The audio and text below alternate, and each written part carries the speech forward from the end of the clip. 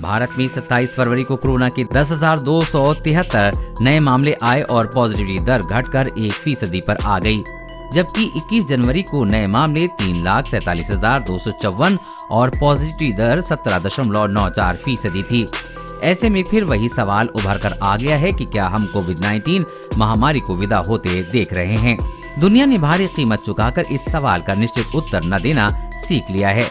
तभी से जब पिछले साल इसने डेल्टा का मारक और क्रूर झटका सहा था, उसके मुकाबले हल्का ओमिक्रॉन वेरिएंट खतरा उत्पन्न कर रहा है कि हम कहीं उसी आत्मसंतोष में फेर में न पड़ जाएं। क्या हम ये उम्मीद करने की जरूरत कर सकते हैं कि चीजें इस बार अलग होंगी? अव्वल तो पहली लहर को शांत पड़ने में 7 महीने और दूसरी लहर को खत्म होने में 6 महीने लगे थे। इसके मुकाबले तीसरी लहर संक्रमण में तेज उछाल के कुछ ही हफ्तों के बाद कमजोर पड़ गई। रोजाना मौतों का औसत भी दूसरी लहर के मुकाबले आधा था। ओमिक्रॉन से पैदा बीमारी की गंभीरता भी कम थी और ऐसी नहीं थी कि जैसे देश की स्वास्थ्य सेवाएं संभाल न सकें। एम्स के डॉक्टर रणदीप गुलेरिया इसका श्रेय देश के टीकाकरण कार्यक्रम को देते हैं। वो कहते हैं कि हम कम तीव्र तीसरी लहर देख रहे हैं, तो इसमें टीकाकरण की बहुत बड़ी भूमिका है।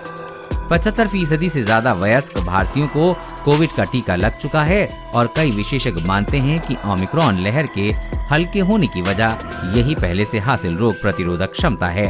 WHO के डायरेक्टर जनरल टेड्रोस एधनॉम घेब्रेयेसस ने 6 फरवरी को आगाह किया कि दुनिया भर के जिन लोगों को टीके नहीं लगे हैं वो वायरस के नए वेरिएंट को पनाह दे सकते हैं।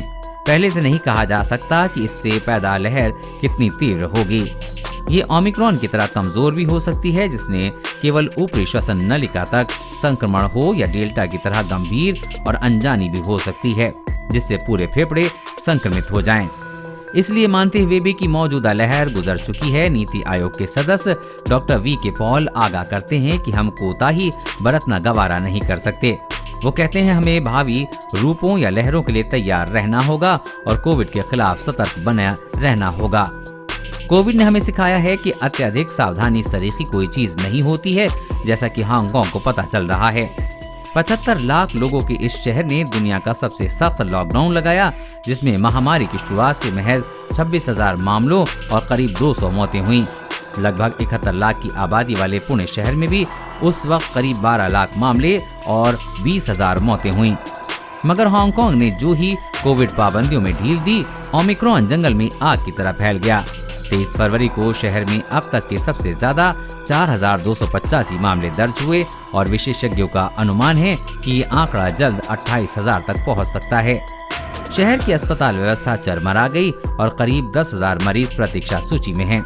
इस उछाल की वजह ये बताई जा रही है कि शहर को इतनी बड़ी तादाद में मरीजों को संभालने का ज्यादा अनुभव नहीं था। हांगकांग के बाशिंदों का भी वायरस से कम ही संपर्क रहा, खासकर दुनिया के उन शहरों के मुकाबले जहां लॉकडाउन 1.5 साल पहले हट गया था। लिहाजा कोविड के साथ जीने के लिए लॉकडाउन के अलावा भी बहुत कुछ चाहिए होगा।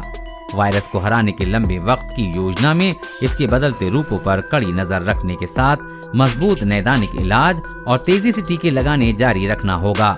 कोरोना वायरस और कोरोना वैक्सीन से जुड़ी हर अपडेट पाने के लिए चैनल को सब्सक्राइब करें।